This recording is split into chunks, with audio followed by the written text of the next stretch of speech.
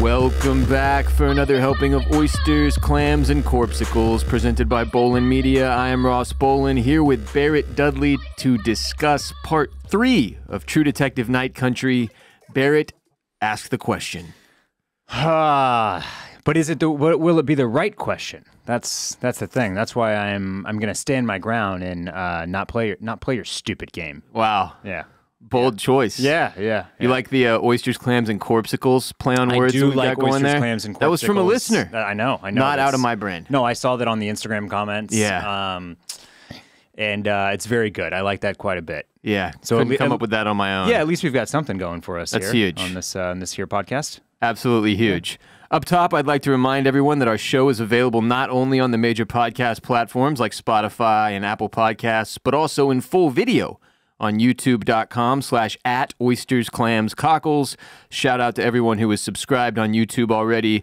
And if you're watching today's show on YouTube and haven't subscribed, please slap that subscribe button and be sure to leave a comment, question, take, or theory in the comments section, as we'd love to hear from you. youtube.com/@oystersclamscockles. Now, Barrett, are you ready to dive into part 3 of True Detective Night Country?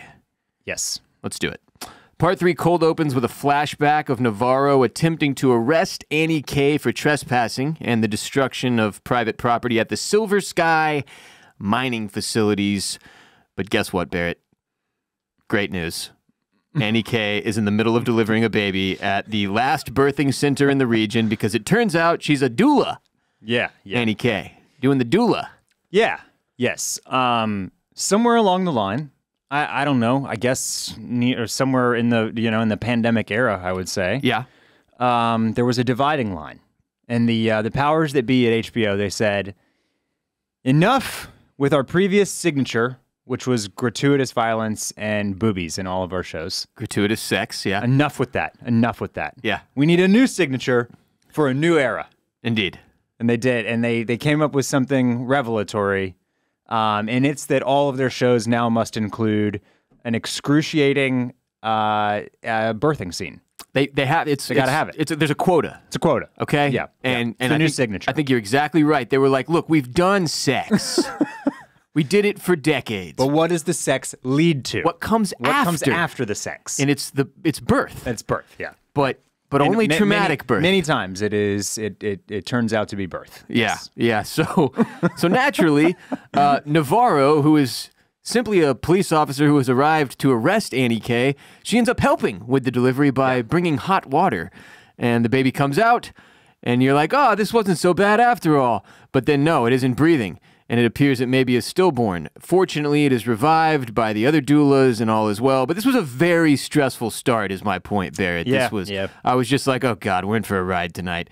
But HBO is one step closer to hitting their quota for 2024 with their first show of the year. Yeah, this has me nervous about, I asked you a few weeks ago, I think on a Patreon episode maybe, if you thought that season 2 of House of the Dragon would continue the motif, the theme of the womb being the woman's battlefield. Mm-hmm. And we decided that no, surely they could not keep the same theme for season 2 as they had for season 1. They might. They really might. They really might. Yeah. It's also becoming more clear why Navarro was upset that they never closed the Annie Kay case, because she was very familiar with who this woman was as a person. Yeah. It wasn't like the only time she had ever heard Annie Kay's name was when she was dead. Yep. She had spent time with her. They had some kind of a relationship. And just gave us a little background there on top of scaring the living shit out of all of us. So then fast forward to December 22nd, where we start out in the present this episode, the 5th day of night, where I like that it's giving us that. This is how many days it's been brutally dark outside. Hank Pryor has assembled all of his hillbilly buddies who, despite being in Alaska, have an affinity for Dixie. That one guy pulls up with his truck, and it's like... I was like, what the fuck? I just don't... Dixie, right, yeah. The South... How they connected those dots in their heads is beyond me, but they were saying something there. Yeah, okay. Why did everybody have an orange? Why were people just carrying bags of oranges? What's the showrunner's name? Issa Lopez? Yeah. So she I'm following her on Twitter, and she'll say some stuff after each episode, and she said like more on oranges later. So I really don't know. It's a citrus fruit. Don Corleone was killed while carrying oranges in The Godfather. Spoiler alert for anybody who hasn't seen The Godfather. I don't think that has anything to do with it. But yeah, apparently they're going to tie oranges in somehow. The citrus. This guy, I have no clue. But yeah, so these hillbillies, they're out there. They're going to help with the search for Raymond Clark, the missing scientist. And Hank gives this like rousing speech to the hillbillies, and it's so rousing that Navarro feels she needs to remind him, like, hey, we're not like hunting this guy to kill. We need this dude alive. Yeah. We gotta bring him back alive. And Hank's like, do we? And then we cut to the Billie Eilish intro sequence. Now I'll say this.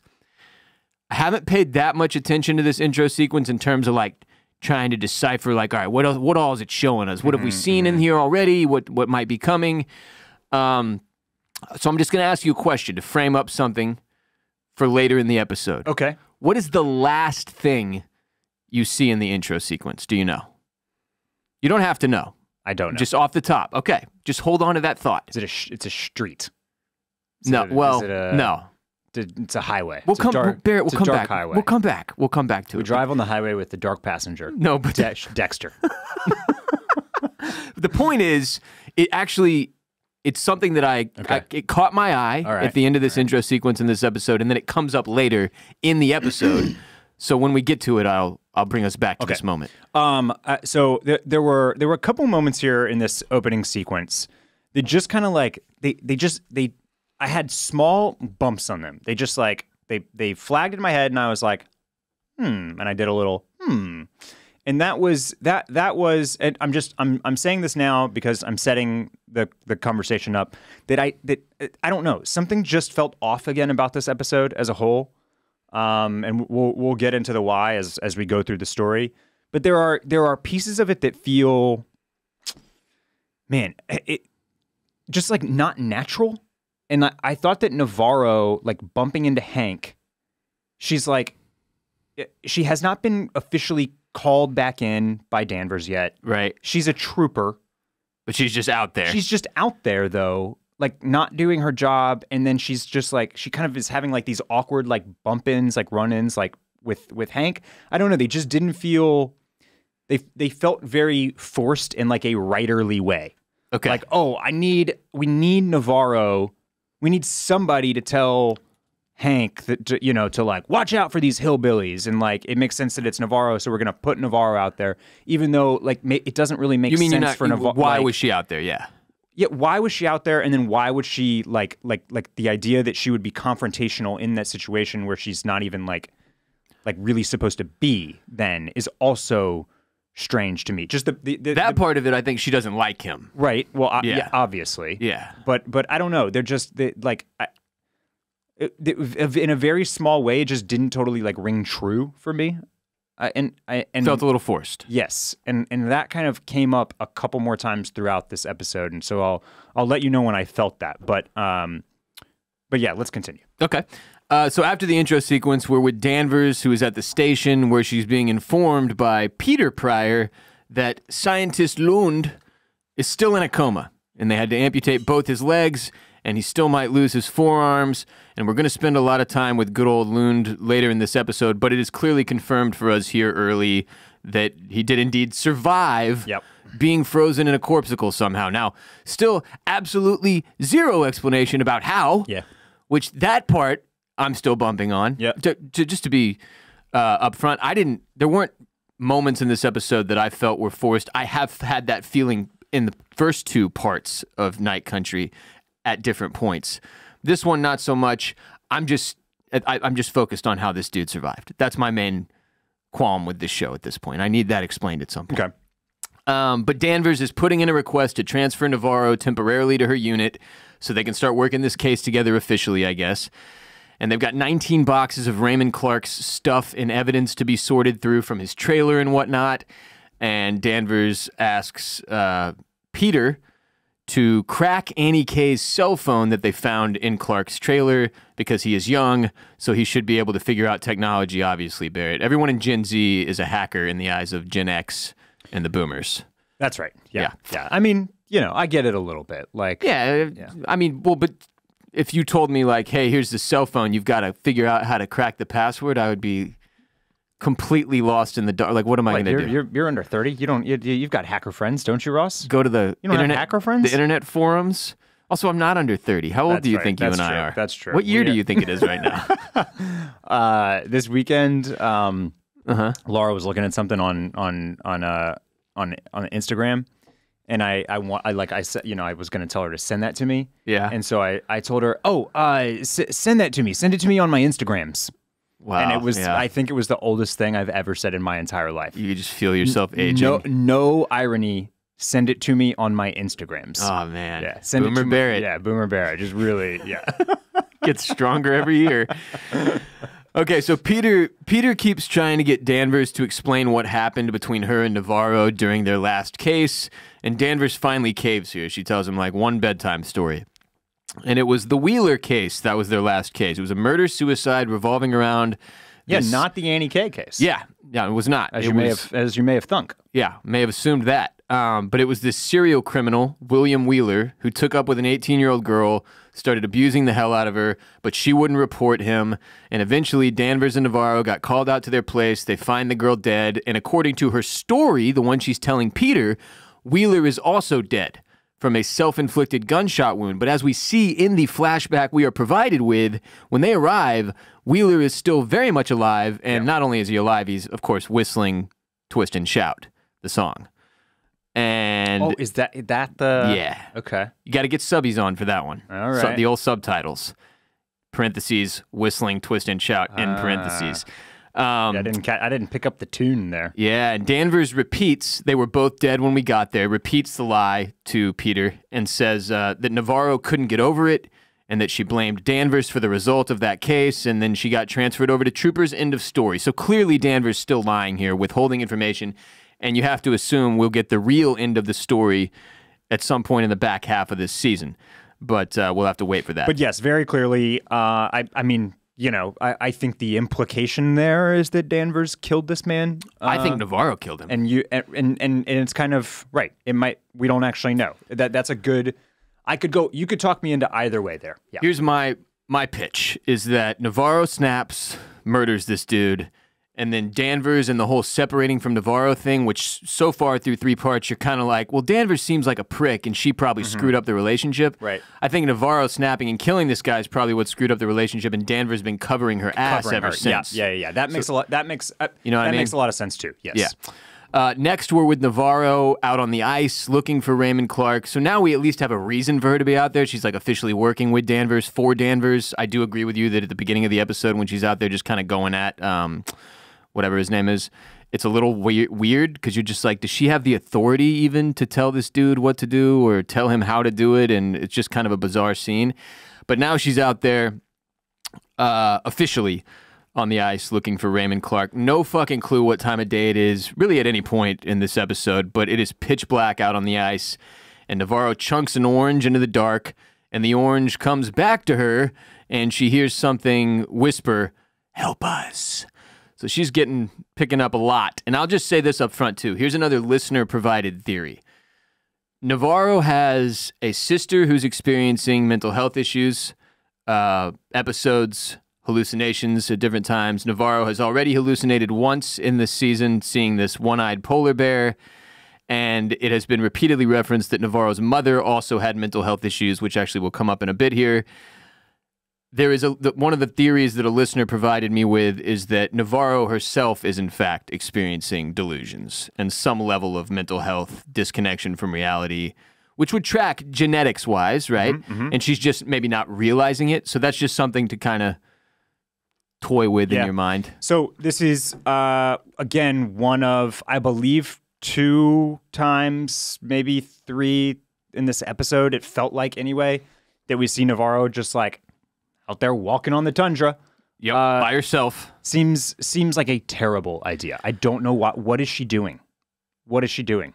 I really don't like one of the things that made sense about what is the dude's name who was giving the speech at the beginning of the episode? Hank very clearly tells his men like you stay in groups, you maintain radio contact at all times. Yeah. Like there's a very clear set, here's how we stay safe out here in the pitch black on the ice. Tundra, and then she's like, 10-4, and then she's just out there by her fucking self, and it seems incredible. Because like one of the things that came to mind for me was, if you turn one way or the other, how do you know which direction you came from without like a compass or something? Yes. Like that more than anything, it just seems like you're going to get lost out there. It's wildly disorienting. So, yeah. Then she gets called, Navarro does, to Danvers' office, and they start going through all of Clark's boxes, and we get this nice little investigatory montage of Danvers and Navarro doing just good old-fashioned police work, Barrett. And what they're doing, you see, is they're organizing and analyzing the evidence in an effort to crack the case. And so, really, that just means putting a bunch of photos in a grid surrounding themselves with photos that they have from this dude's trailer. So based on one photo of Annie K wearing an Ariana Grande album shirt that came out in May of 2016, Danvers establishes that Annie K and Raymond Clark have been together for quite some time. That's the thing about Danvers. She's a pop culture head too, you know? Right. What the fuck was that? Like that was a little weird. Okay, so she's like fucking great memory on this chick. She loves Ari. You know, like thank you next, right? Just, like, just a huge Ariana Grande fan, dude. Yeah.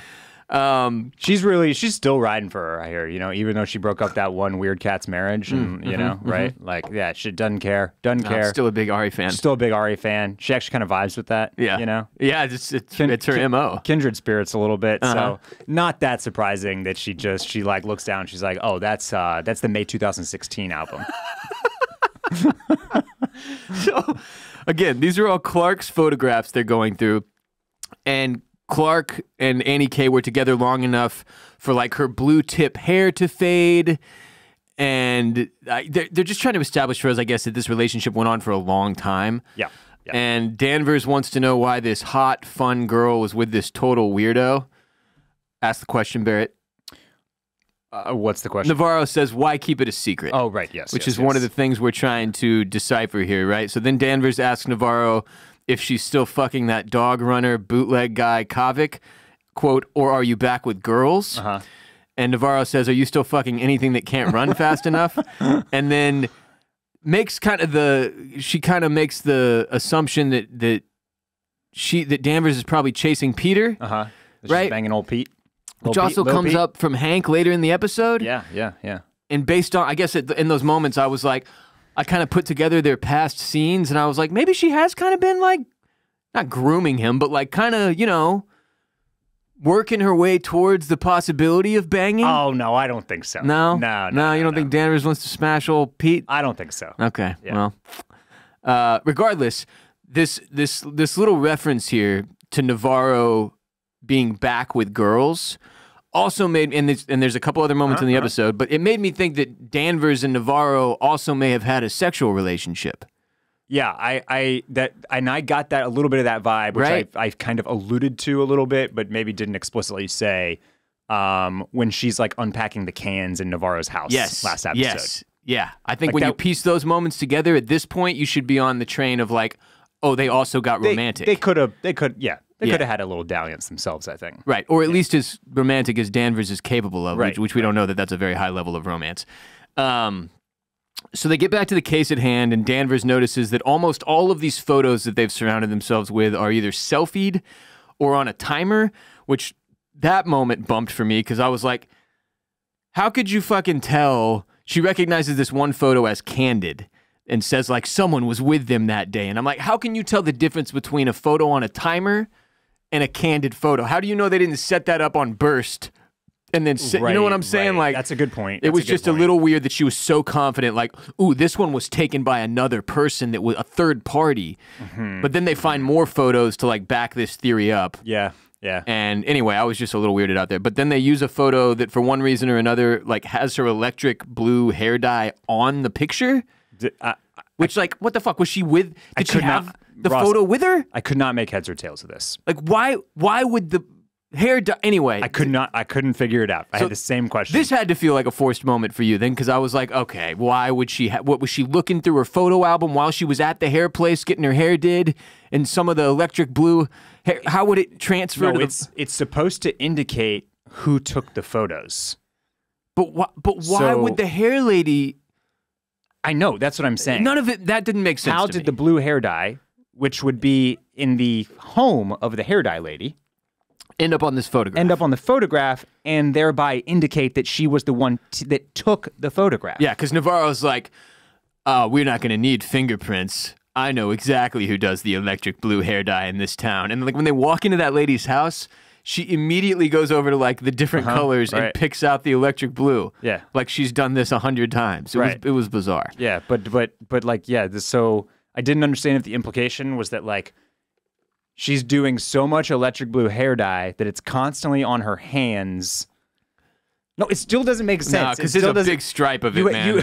You have to. It was supposed to put her at the scene of taking the photographs. Yeah, that's why. Not handling the photograph. It doesn't. Yeah, it doesn't compute for me.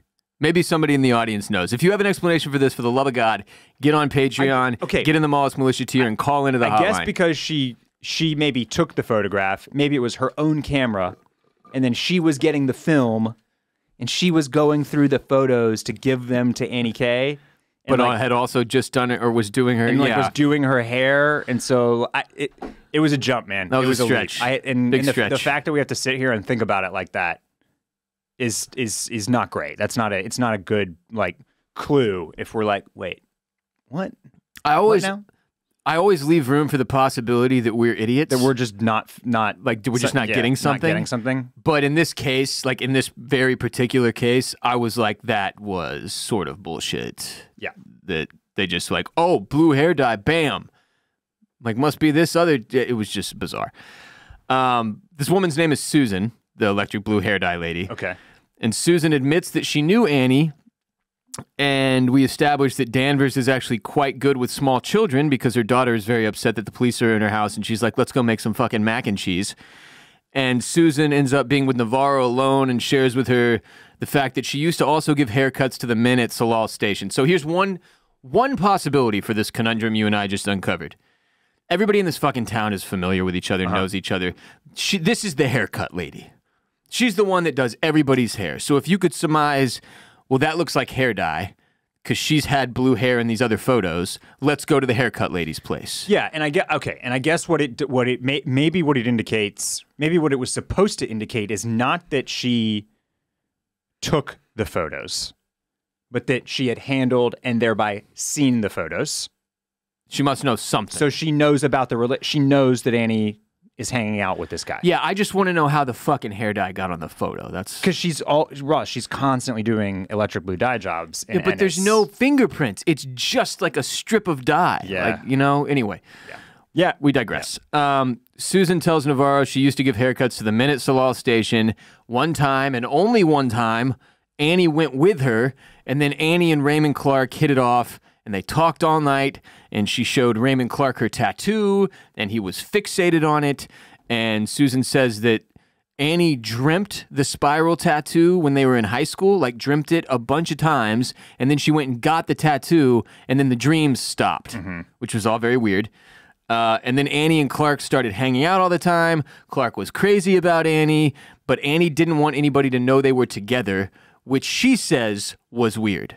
Susan says, like, that was weird. Even she is like, I'm not quite sure why Annie K wanted to keep the Clark relationship such a secret. Which, if you tie that to, like, the last thing we see in this episode, which is Annie K in some fucking ice cave, like, being attacked, it does make you wonder if she was using Clark somehow to try to get to something else. Was my working theory in this episode, like, because why else, why keep the relationship a secret? If anything, you would think Clark would want to keep it a secret because Annie K is the protesting troublemaker that she is, right? So, anyway, Susan says that she was also seeing a guy from Salal Station named Oliver Tagak, and he was the equipment manager, but he left right before Annie died. And Susan says he's probably out on the ice somewhere hunting, not looking to be found. So, she also says that after they found Annie dead, she in fact did call the police anonymously and tell them about Clark. and the relationship that Annie had with him. And guess what? The cop she talked to on the phone was Hank Pryor. And Hank Pryor... He buried it. Buried it. He buried it deep, Barrett. So Navarro thinks because the mine was behind all this, that Hank buried it to cover for the mine and is somehow entangled in that, conspiracy. Yeah, if you missed our Patreon episode last week, by the way, we're well aware of the working theory that the water is poisoning everybody and making everybody hallucinate.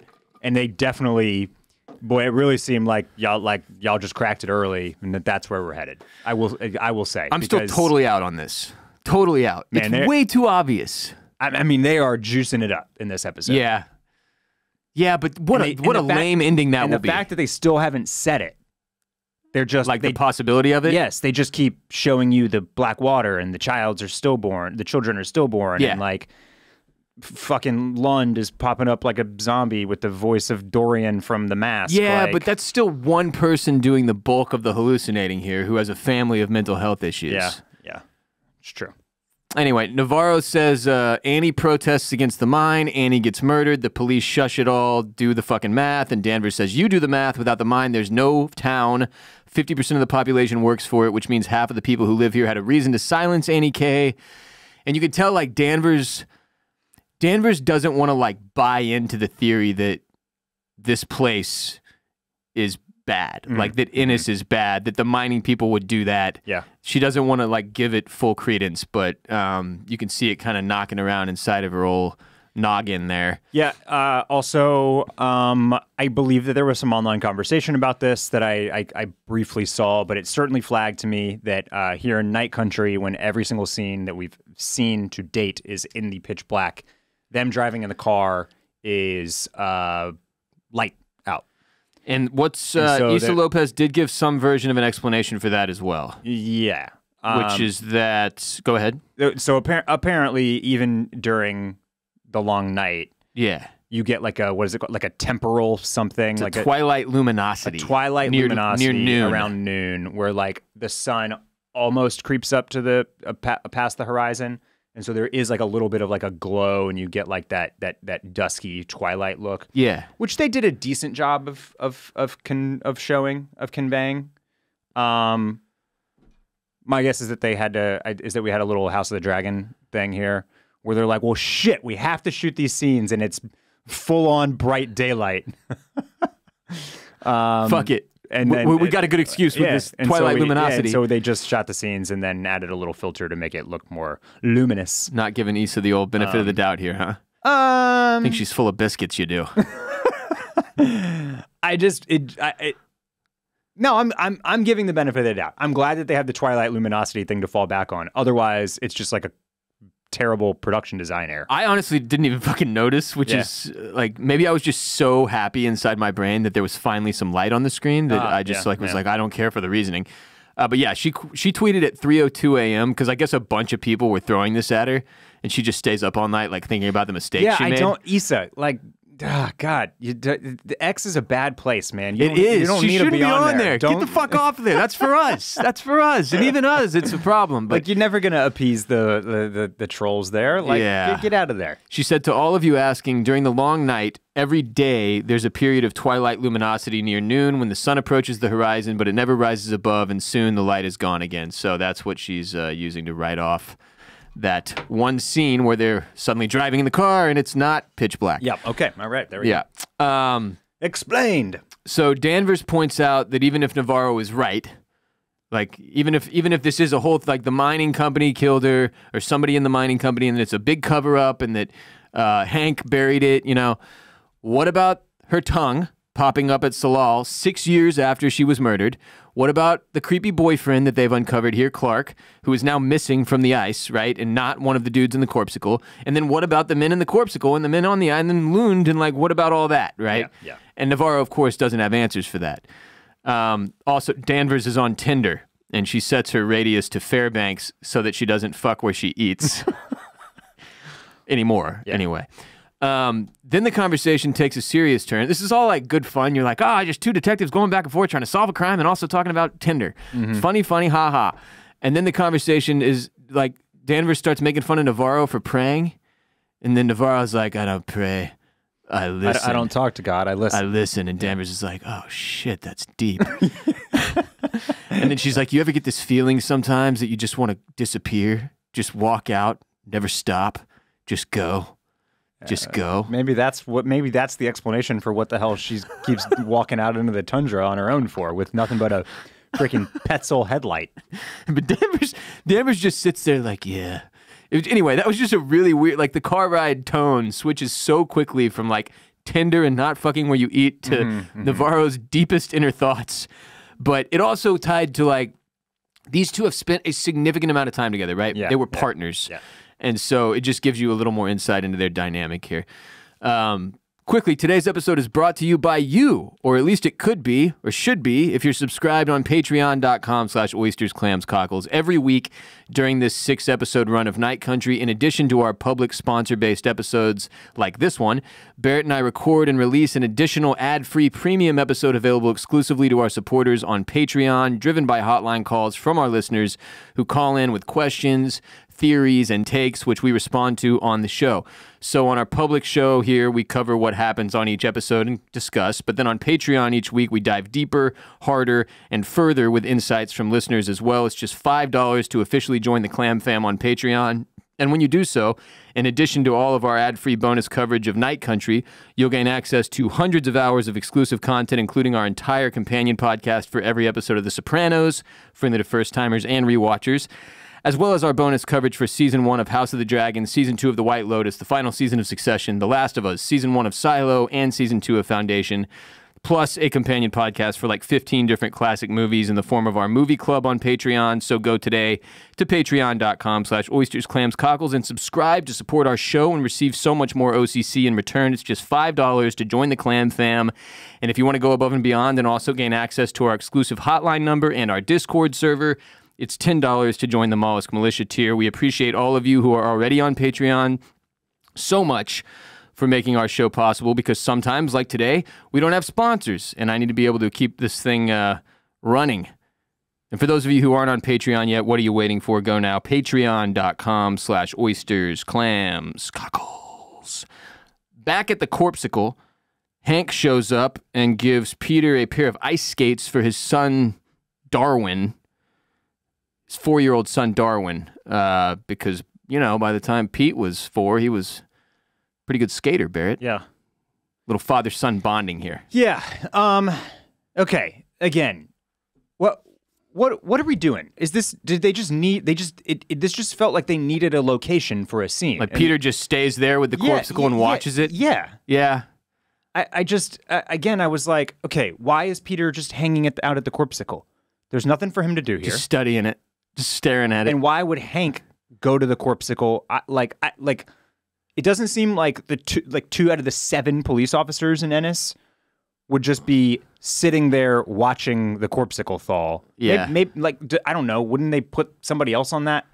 I don't know. I think he's like the lowest ranking officer. So he's just like he just does all the babysitting the Corpsicle. Well, but on the other hand, like Danvers does send him to do different errands in this episode. So like my question was, when Peter goes to go do these errands that Danvers sets him off on, who's watching the Corpsicle? Right. Is the Corpsicle just sitting there in the ice rink like some kid shows up for skating practice and is like, Jesus Christ. You know what I mean? Like what the fuck? Yeah. And I'm with you. But also like, I also don't need this level of, what is that called? Like exposition or explanation. Yeah, you know what I mean? Right, like they can't just give us an explanation for every little fucking thing. No, I know. And honestly, like I'm having a hard time like truly articulating what it is that's not totally clicking for me about the season halfway through.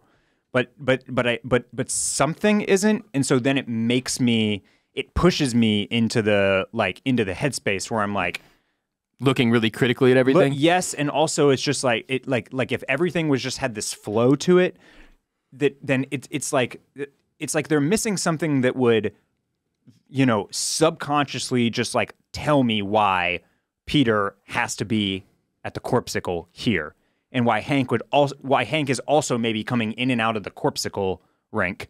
Yeah, you know what I mean. Well, in this scenario, it's just like cut to ice rink. And it's like Peter's just hanging out there. We don't know why. We don't know what he's doing. And then Hank also happens to show up at the ice rink. Well, that seems coincidental. Well, I mean, okay, so here's my He's got the explanation ice skates of this, with him. this particular scene. Peter is in charge of watching the corpsicle. Okay. Hank knows Peter is in charge of watching the corpsicle because he is Peter's dad. Yep. Hank wants to get information out of Peter, so he shows up with his pair of ice skates. He's like, hey, these are for your kid. Look, I'm not such a bad guy. Now, would you mind telling me what Danvers is up to? He goes right from, he does not like give it even a buffer to make us think like he really was just being a good dad. No, he's there fishing for information. Right. And everybody needs intel in this episode. Yeah, that's true. But like Navarro storms in and basically accuses Hank of intentionally burying leads in the Annie K case. And Hank says Annie was sleeping with half of Innes, so he like throws the whole slut-shaming thing on top of it. Yeah. Classic Hank. And Danvers tells him to go resume his search and get rid of his hillbilly friends, or he's getting a negligence report for his mishandling of the Annie K case. And Hank responds by saying that he ought to file a report on her for playing Mrs. Robinson with his kid.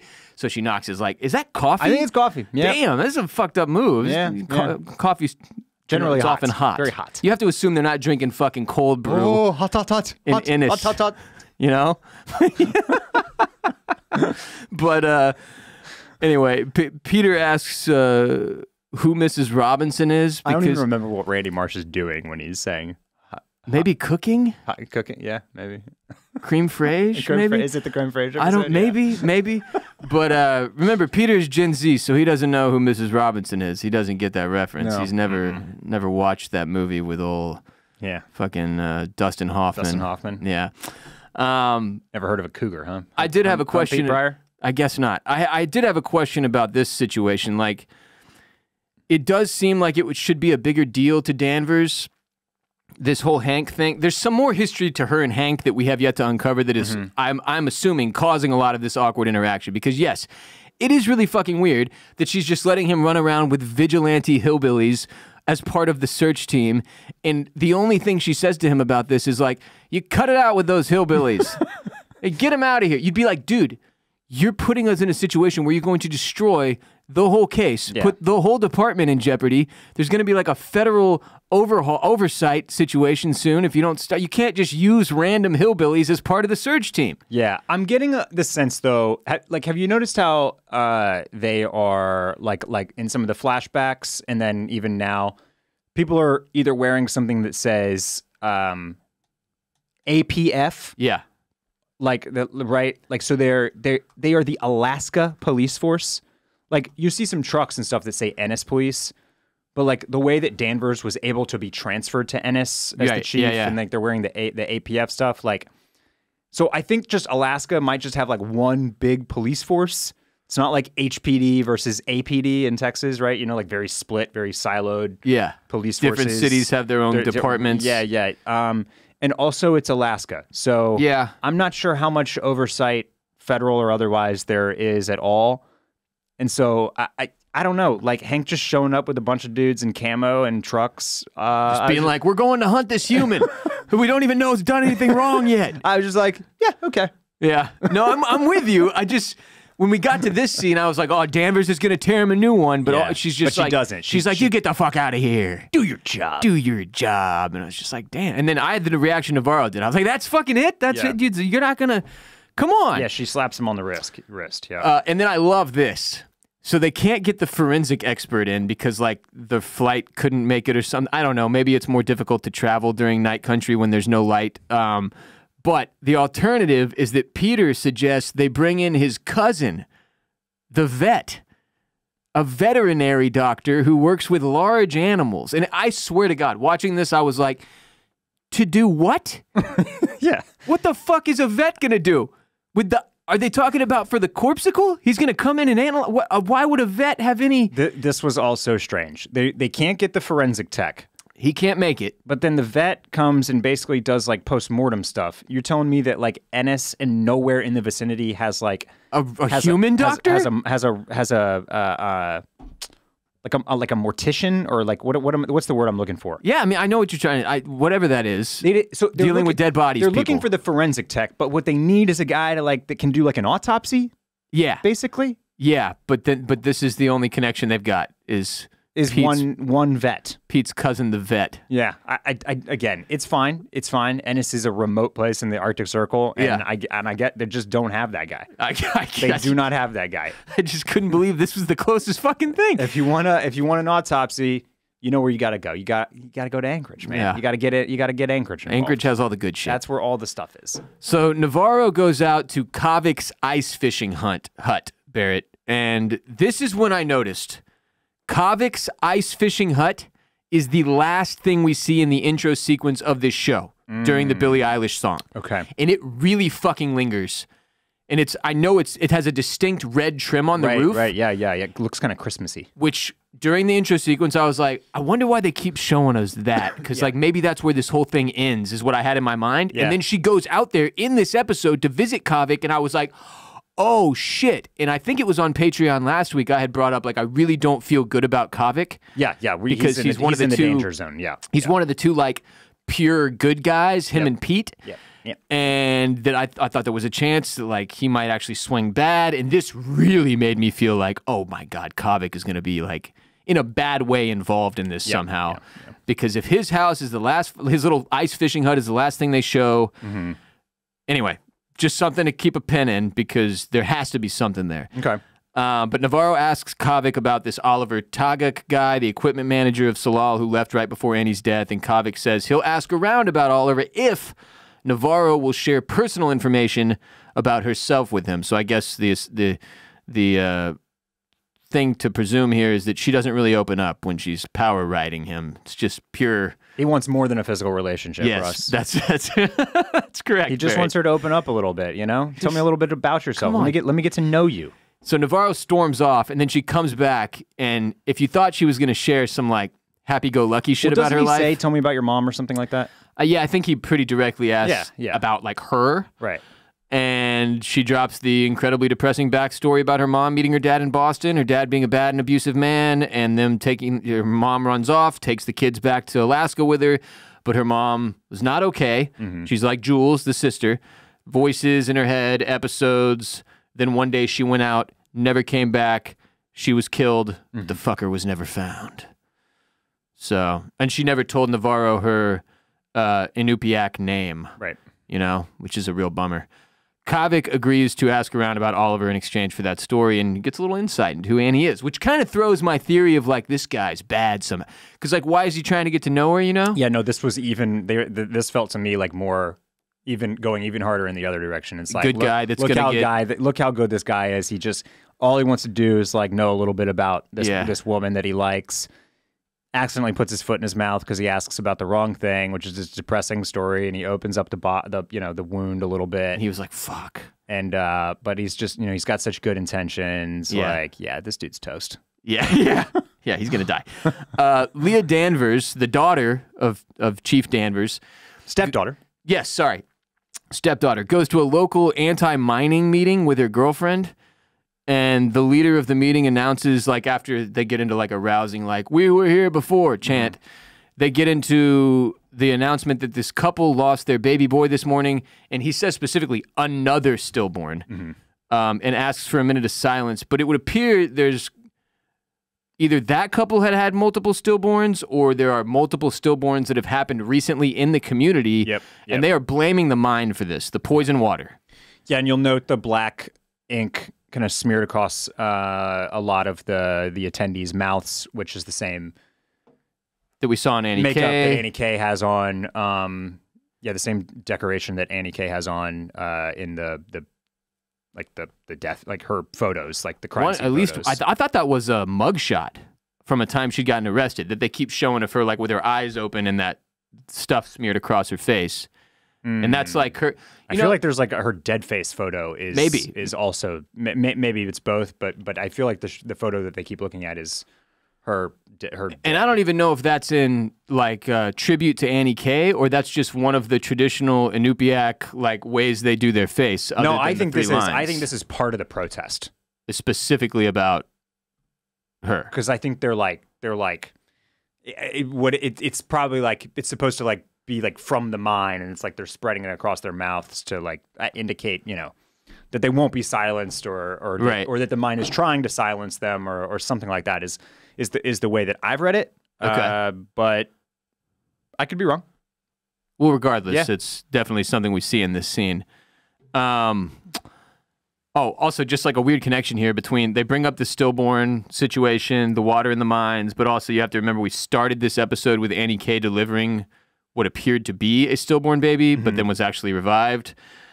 Anyway, Danvers yells at Leah when Leah is sneaking back into from her meeting with quote, those people who are vandalizing the mines. So it sounds like this is like a very known group that was meeting there that is protesting this whole situation that Annie K was probably a part of, to back your theory, Barrett. Yep. And Leah tells her mom about the stillbirth. Danvers, in that moment, seems like she is like now giving credence to there being something wrong with the water and the mining situation, but she hasn't had that moment with the water yet where she's washing her hands. Right. She makes Leah wipe away the temporary, tattoo off of her chin, regardless. And then we bounce from there to Navarro, back out on the ice. And I'd throw in that I think the reaction that we're supposed to have to Danvers being so callous to Leah, who is trying to connect with her heritage and her roots, and that obviously comes off as like really intense and kind of abrasive and at least a little bit, like xenophobic or racist, right? That she is Or so at least not sympathetic. sympathetic, that she is so anti the markings on her face. But I also think that we're also supposed to see a little bit of what Danvers is trying to do, which is protect her daughter. The boomer side of it, yeah. The boomer side of it, which is like, these things that you're doing got Annie K brutally murdered. Absolutely. And so that's what I'm probably going about it in the wrong way. No. I think you're correct. You're supposed to see that angle here. Yeah. And I'm just kind of like putting the words in Danvers' mouth there that like she's approaching this in the wrong way, but this is, I think, also coming from a motherly place of like protection. Yeah. Like you're walking down a dangerous road here, even if it's the right one. And as a mother, that like she's trying to protect Leah. And I think the more complicated the situation gets, the water, the stillbirths, her going to these meetings, Danvers actively working this case that keeps getting weirder and weirder, the more, I keep using this word, but like credence is given to her concern. Like the fact that she is worried about her daughter's involvement or her daughter getting into this like side of the community scares her for a reason, right? Even if it's not justifiable, it is, you can see it, especially, as a parent or whatever. So next we're with Navarro. She's back out on the ice. She hears an extra creepy rendition of Twist and Shout. It's like a remix by Ghosts. And then she sees a giggling child running on the ice, goes to chase it, slips. Was it a child? Yeah. Okay. Yeah. Again, you got to go subbies here. Giggling child. You're like, oh, well, it's a kid. But totally just a person. You see a person. It looked like a man. Yeah. Knocks herself out, and then she has a weird vision here.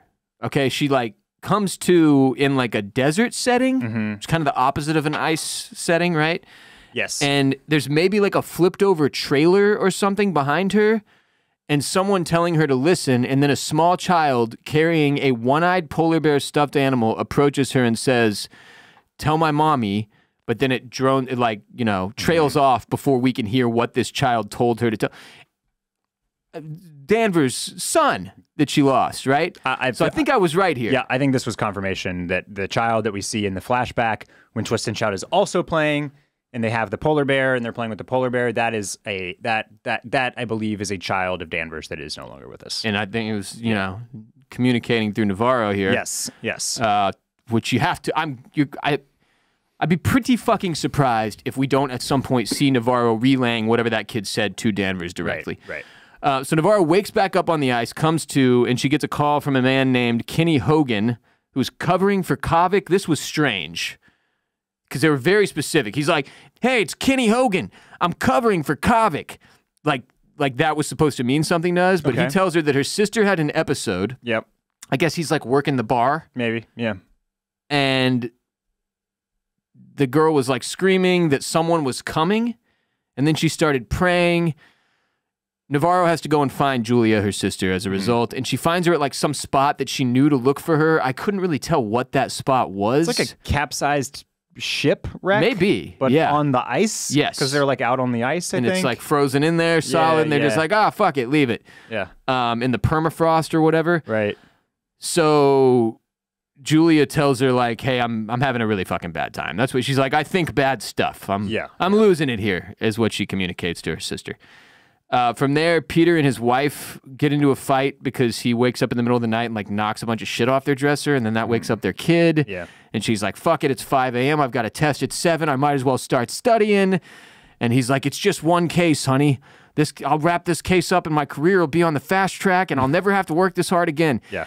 And she says that Danvers will still be calling day and night and he'll go running to her every time, which again just kind of gives a little more steam to like the what's going to happen with Danvers and Peter thing for me. I am not. I have. You're not on board with this? I'm not. No, zero stock. I think Danvers is going to power fuck Pete. I think Danvers is just a terrible boss, way too demanding of a boss. Oh, I think that's definitely the other side of it, right? Like, because he gets a call in the middle of them arguing about this from Danvers. Yeah. Misses the call, immediately gets a follow-up text in all caps. Yeah. Did you find Oliver Tagak? So I think it's trying to show, like, exactly what you're saying. How toxic of a work environment this dude is in, right? But how toxic it can be being an investigator like this in general. Yes. Like what that type of job takes out of you and demands, and like your personal life when you're a cop and you have to give everything to a case, especially when your boss is pressuring you to stay on the clock all the fucking time, right? Next, it is December 23rd. So we have switched. I love that they're giving it, because remember we were complaining earlier in the season, like how are we going to know when one day to the next? They let us know, like, and that day ended. It's December 23rd, the 6th day of night, 2 days before Christmas. It's almost Christmas. And imagine having to attempt to experience the joy of Christmas in these circumstances. Yeah. I can't imagine that it's going to be a cheerful holiday season. You don't think they have carolers in Ennis? So Danvers walks into, I'm not entirely sure, but there's a bunch of Inupiaq women in there, like, doing their thing. And Danvers kind of has like almost like an anxiety attack and retreats to a bathroom. I just couldn't tell where this was. She's gone to pay her respects to the family that had the stillborn baby. Oh, okay. Got you. So this is like a wake type of situation in here. Yes. Yeah. But she walks in, she can't handle it. Yeah. Goes to the bathroom, and that's where she turns on the faucet, and it's like black water. Looks. I mean, this isn't like a you wouldn't notice type of situation with the water. It's like a you would turn the faucet and go, God damn it, like fucking mine. So it's really coming in, like, for her now. She's starting to grasp, like, okay, something really bad is happening here. Yeah. Then Peter's cousin, Vince, the vet. His name is Vince, the vet. Tells Danvers he thinks the corpsicle scientists died before they froze. He says when you freeze to death, and I had heard this before, like it's a relatively peaceful death. You basically fall asleep. And these dudes don't look peaceful. This is not how you die in the cold. You would not be like, like doing the full-blown screaming, like, oh my God, get away thing. He says he's seen caribou die of plane fright. You'll remember, what are caribou? Yeah. They're reindeer. They're reindeer. And we saw a bunch of them commit sue at the first of the first episode, right? And it's almost Christmas. Yes. Maybe Rudolph will show. Yeah. But these scientists... Santa lost the entire fleet, man. I don't know what he's going to do. To Vince the vet... Okay, this episode's getting outrageous. To Vince the vet, the caribou that he has seen die of plane fright look exactly like these guys that are frozen in the ice. Yeah. I don't know that a detective would be like, good info from this fucking vet. But she is like, hell yeah, Vince. Hey, would you mind doing the post-mortem right here? And he's like, what? She's like, oh, I'm just fucking with you, Vince. That'd be highly illegal. Just the whole... You know how a lot of like true crime shit we see, the case falls apart because they mishandle evidence or something? Yeah. This case, no one is ever going to be tried. Like maybe Hank is right. They just need to go out there and shoot this fucking guy. Yeah. Because the trial will be just a disaster. Yeah. A disaster for the DA and the... Yeah, I feel like already like these decomposing bodies just like that are no longer in the ice, just sitting here. Fucking nobody's melting. watching them except for Pete. Like, good Lord, like their vets contaminating the evidence now. It's like, a mess. It's a real mess in here. I don't know what they're going to do. Yeah. So after Vince the vet leaves, Danvers seems resigned to the fact that like, all right, Anchorage is going to have to come take this corpsicle and then we'll see what they give us from their, looking into it. Yeah. Navarro comes in and she found Oliver Tagak. He's living in a nomad camp on the North Shore. So Danvers and Navarro go to visit Oliver, the man that Susan the hair lady said was seeing, that she was seeing when Annie Kay was seeing Raymond Clark. Danvers breaks into Tagak's place where he is just waiting, sitting in a chair with a shotgun, and he is super hostile and not at all stoked about them trespassing, rightfully so. But you get the feeling that this community out here is like, basically, these are the people that are so fed up with what's happening in Ennis that they've moved out onto the ice. They're doing the nomad old school life, and they do not want anything to do with these fuckers. Because off the grid. Off the grid, but also like not embracing, industrial society. When the truck drives out there, they made a very clear point to let you know how loud that vehicle is entering this camp. Right. Like they don't have noise like that out there. Truck is loud as shit. So they tell him, like, hey, all your ex-colleagues at Salal are dead. He specifically asks about Lund. He's like, Lund is dead? Like, doesn't ask about any of the other scientists, just the dude who survived. And then he freaks out and kicks them out of the house at gunpoint and says, like, don't come back. And on their way out, Danvers and Navarro get a call from the hospital about Lund being awake. But he lost his eyesight. He's had multiple amputations, so he can't see. He's really not doing well, is the point to take away from here. Danvers goes and visits him anyway. Yeah. I don't know that they would let her question him in the state. He's like screaming down the hall as she's approaching. Yeah. The nurse is like, just try to be quick. And I'm like, Jesus Christ, they're going to let her go in there like while he's like this? Yeah. But she asks him what happened that night on the ice, and it goes about how you would expect. He says, we woke her, and now she's out there in the ice. She came for us in the dark, and then starts screaming bloody murder again, and a nurse sedates him. Then, very coincidentally... He's got the White Walker makeup on, by the way. He does, the eyes. The whole... But a fight breaks out in the lobby of the hospital where some hunters are like, the hillbillies are just going at it out there. Who the fucking... What happened? Fighting over some shit, dude. Like, it's like the bar fight we saw that broke out. Yeah. I think just constantly in Ennis. People are just busting out into fisticuffs. Just fuck you in the mine and fuck you in the hunters. Yeah. So Danvers has to go break up this fight, and Navarro has to stay and watch Lund. And she then sees, well, I guess behind her, we see him sit straight up in bed. And she turns around and, like, with a weird, like, pirate voice almost, he's like, hello, Evangeline. Your mother says hello. Arr. She's waiting for you. And then he, like, convulses, flatlines, and dies. Yeah. Like, I think, again, like the polar bear, we're supposed to assume this didn't happen. That she, right? Yeah. Because we had one of our buddies really bump up against this scene, too. He's like, if you show us something on screen... that to us means it took place. And I don't agree with what he's saying because of the way the rest of the season has unfolded so far. Like, my assumption at this point is that Navarro has the exact same issue as her sister, or a version of it, of her sister and her mother. I feel like he mistyped some words, because wasn't what he was saying that Navarro, like, because Navarro has her back to Lund when he sits up, that we don't have her POV, basically. Right. So that should suggest that it did happen. I mean... if you want to get into, like, really, pulling hairs here, or whatever, splitting hairs. Yeah, I mean, it's an interesting question. It's an interesting conversation about, like, directing and POV and, like, for sure, the general cinematography of something. Right? Totally understand the point. Yeah. But it's not something that I had necessarily, like, thought about when the scene happened. I definitely like if I'm just placing the bet on the roulette table, right? Or like. Nah, this didn't happen because this is insane, right? Like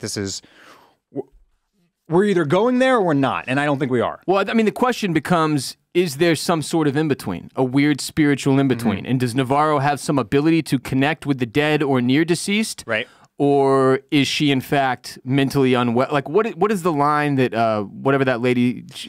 she delivers to her, don't mistake the spirit world for mental illness. Right.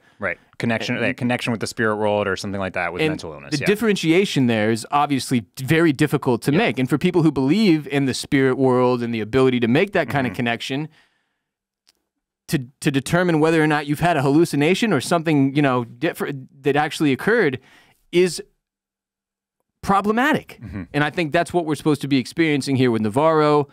All in all, this was creepy as shit. It was like a little horror scene. Super horror. Yeah. Very, very straight out of a horror movie. Yeah. Yeah, this was crazy. So and it doesn't get better because they walk out of there, immediately get Peter running up to them saying like, hey, I'd used my Gen Z hacker skills and got up in Annie K's phone and immediately found this fucking video.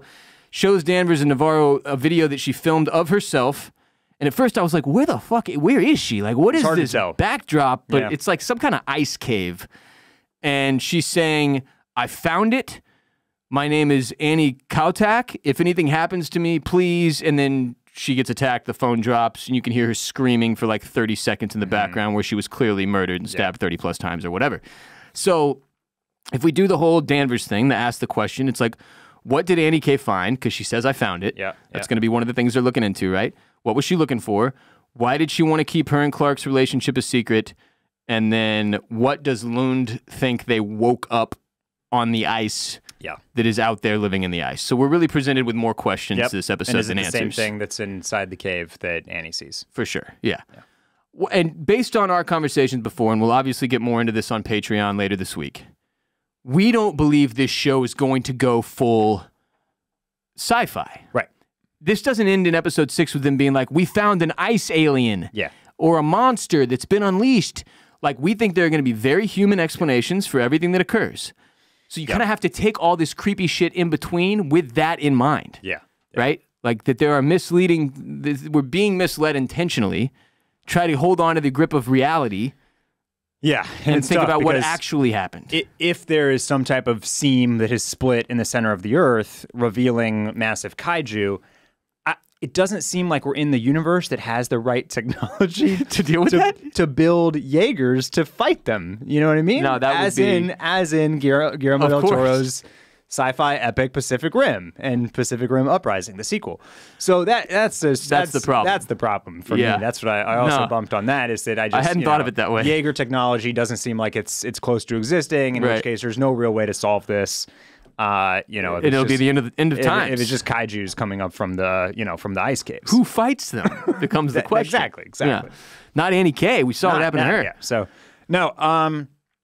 Yeah, it's funny because like we start getting into all the sci-fi stuff, into all the creepy stuff. I'll say all the horror, like, ooh, what's that? The mystery, the screaming, the ice cave, the guy with the blue eyes, creepily sitting up and pointing and all doing the weird pirate Yar. Dorian from the Mask voice. Yeah. Yeah. And it kind like it on it like. It kind of like did energize me at the end of the episode. So even though it almost felt like a crutch that they fell back on that to like, oh, we got to finish this episode off with a bang. So boom, here we go. Here's some crazy shit. Here's two crazy shit. Yeah. Two things that are crazy as shit. Yeah. To like send you off into the cliffhanger. But then I realized what they had done there to me. And I was like, okay, well, what about the rest of the episode? You felt used. And I felt a little used. Yeah, okay. So and once again, I there's like 4 times I'm saying this, so I apologize. But like at the end of the episode, Laura was like, it doesn't seem like they're telling a story. It doesn't seem like they're telling the story or getting any further, which is also what some friends echoed on our text chain. And like, I guess that's maybe part of it, but there's something more that is that what I keep coming back to is what I said after the first episode, which is just that like, I don't know, there's the flow is off to me somehow. Yeah, I mean, I'm hearing a lot of complaints about pacing. It sounds like it might be. People are like, we're just, it's like, which I don't agree. Like, if you go watch episode 1, I was like, oh shit, pacing is going to be a problem. Yeah. I thought pacing was going to be a massive issue.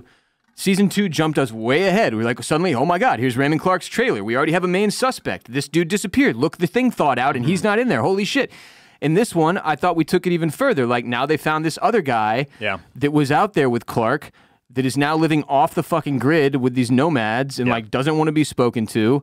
They've gotten into Annie K's cell phone. So like, I think it's going step by step, moving us along enough each week. I just don't know if people are vibing with the pace because for me, from a case solving standpoint, like, here's my issue. If you're going to pick this apart like that, Go watch season 1 again. You could do the exact same thing.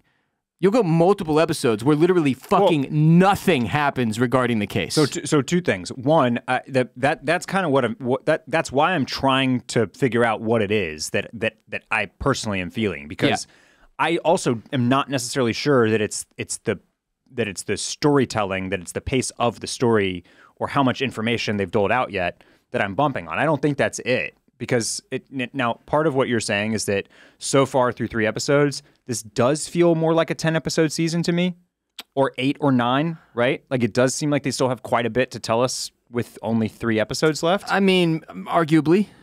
Sort of? I don't, personally, I've now gotten to the point where I'm like, okay, I see what they're doing. Okay. The way they're setting the table up, to me, feels like a very, very confident delivery of a clear-cut 6-episode situation where the 6th episode is going to take all this shit and smash it together, and it's going to be glorious. Now, I could be totally wrong, in which case a lot of these complaints about the pacing will be very validated in my mind. But for me, like this one, I had no issue with at all. Like, I was freaked the fuck out for the majority of it. This is not an upper of a TV show. It was depressing for sure. Yeah. True Detective has kind of always been that too, though. I can hear people countering what I'm saying with like, yes, but this isn't season 1. We are not looking at McConaughey and Woody Harrelson in one of the most masterful performances in the history of TV. Totally on board with that. Understand if you don't vibe with Danvers and Navarro the same way that you did with them. That is not really an issue for me yet, though. I'm also doing this podcast, so I know we kind of have to wait till the end to see if the means justify everything. I'm gonna throw out one more thing here. Yeah. That has been percolating in my mind a little bit about a potential cause for some of this that I think would tie to everything: story, pacing, place, like all of it. Yeah. The Night Country part of this is really hard because every single scene and every single hour of the story looks and feels the same. Right. And so I think there is a sense of like redundancy and sameness and like and monotony because there's no change in day, night, location, like it's all the same. It just feels like the same scene going on and on and on. It's ice and it's darkness at every turn, and that makes it really hard to like give you like to take you down a path. Like, it feels like you're just kind of like walking in a small circle. Yeah, you really have to wrap your head around that part of it. No, I'm with you, and that's what explains like your frustration when they cut to the ice rink. You're just like, what the fuck? So that's definitely another potential piece of it, is that you're losing like this your subconscious or innate kind of sense of like the timing and the ebbs and the flows of the investigation and the case and the days, because all of this feels like it's literally happening like in one single moment almost. Yeah.